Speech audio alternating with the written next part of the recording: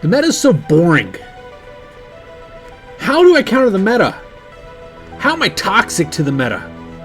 What can I do? I just don't know. Wait a second. I could do this again.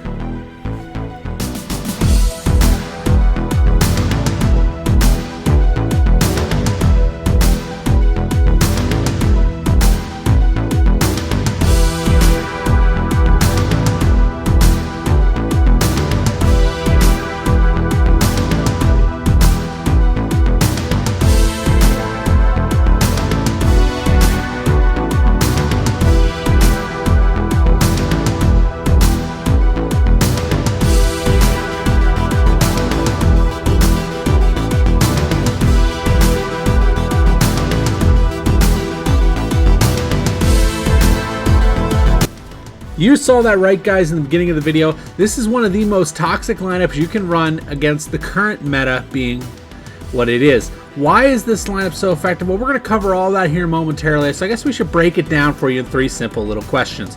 First question is this: why does it work? Why does this lineup work against the meta? Because the meta is based around 2 defense and 3 offense.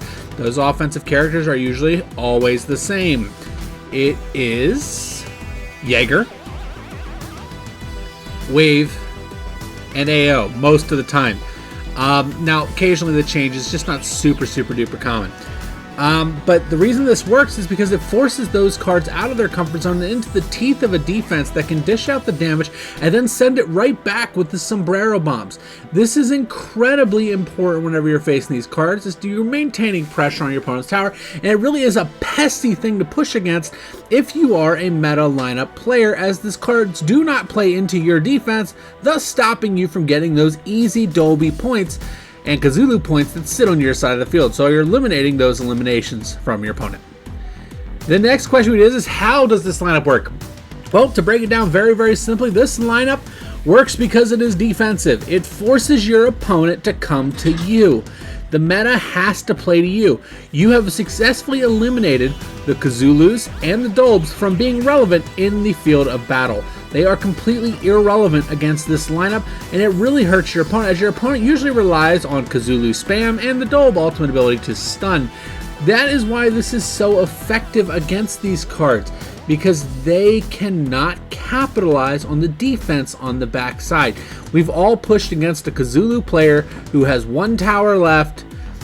It's so annoying. They put 5 little mines down and you barely ever get through it. Ooh, trampoline. Oh, that was actually a really good rainbow. Sorry. Whee! Too bad I don't have limitless range. But that is basically why this lineup works and how it works. It forces your opponent to have to come to you, allowing you to maximize their weaknesses, which is lack of range and lack of a tank on the offense. That's going to bring us into our third question that we have to answer with this one. And that is basically, how does this counter the meta and why does it counter the meta? We kind of covered this briefly in the last 2 questions, but we're going to cover it a little bit more in depth here. Countering the meta right now is incredibly important. The meta right now is very stale, in my personal opinion. Why is it stale? Because people are running the exact same things over and over again, and it's super boring facing the same cards. Whenever I play Frag, I love uniqueness. I love the game to feel fresh. This does not feel fresh facing the same cards every single game. And it's one of the reasons I do not ladder grind anymore, because it's boring. It's so stupid having to face the same cards over and over again. I like flavor. I like uniqueness.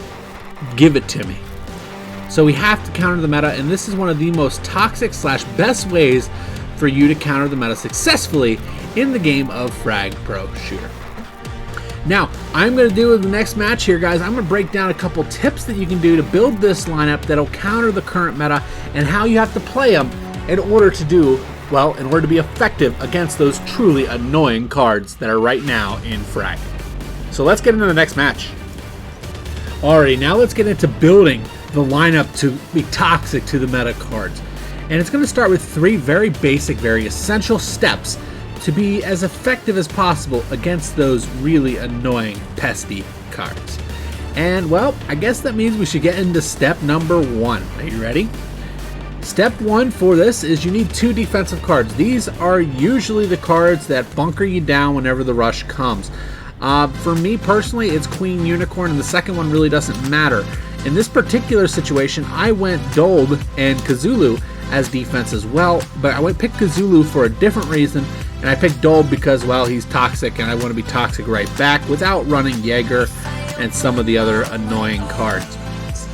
So the 2 defensive cards, guys, like I said earlier, are basically the breaking point for your opponent's rush. Your opponent is going to rush you, and you need to be able to handle your opponent and the cards that he sends with him. And the best way to do that is to have a strong defensive front, so that is why you want, at a minimum, 2 defensive cards. Like I said, my personal preference is Queen Unicorn, but a Marco Polo, the boss, these will all work in the current deck that you are building. Honestly, guys, this really does force you to slay, and it forces your opponent to slay. They can't just rush. That is why this is so effective, having that strong defensive core. Now, that's going to move us into our second tip here coming up in a minute. And the second tip goes like this. There are 2 characters that you must have in your lineup. They are an absolute, and those 2 characters are Sombrero and Scrapper. Why do you want these 2 characters in your lineup? Very, very simple. If your opponent pushes, he's going to get a little tower damage. Scrapper has the ability to make that tower damage look like it never happened. This is incredibly powerful, especially whenever your defense is able to hold off the push once you break the initial rush with relative ease and simplicity. And that is super, super effective and super frustrating for those toxic meta running players. That is why you want to have Scrapper. Now, the reason you want to have Sombrero is essentially a return descender. Your opponent is going to push you, and if you slay him out, well, you know what? You might as well send a little damage back his way, and the Scrapper mines will allow you to do this, as the meta right now doesn't really allow for a lot of Scrapper players. So basically, you're getting free damage with those Sombrero mines, and it really adds up quickly whenever you're trying to get the job done. Incredibly effective to have these 2 cards along with that strong defensive front. Now, the final tip for this is also a very easy one to understand. It is you must have a ranged card. I was using Cthulhu as my ranged card in this particular lineup, although he's not the most effective. A Piper Reese would have done better, but, you know, Cthulhu's Cthulhu, and I wanted to be toxic because they deserve it. Why do you want a ranged card? This is so you can attack your opponent's cards before they get to your side of the field effectively and efficiently. This is not always easy to do, but it is incredibly important to be able to do that. Now, with that being said, these are the points and tips for building a lineup that can counter the meta. I hope you guys enjoyed this video.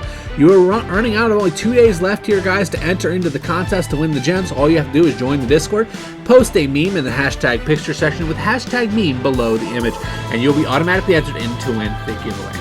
Now, with that being said, I hope you guys enjoyed this video. I would love to see some of you guys running this lineup and causing problems to the meta. Stay safe, and I'll see you legends next time. Bye-bye.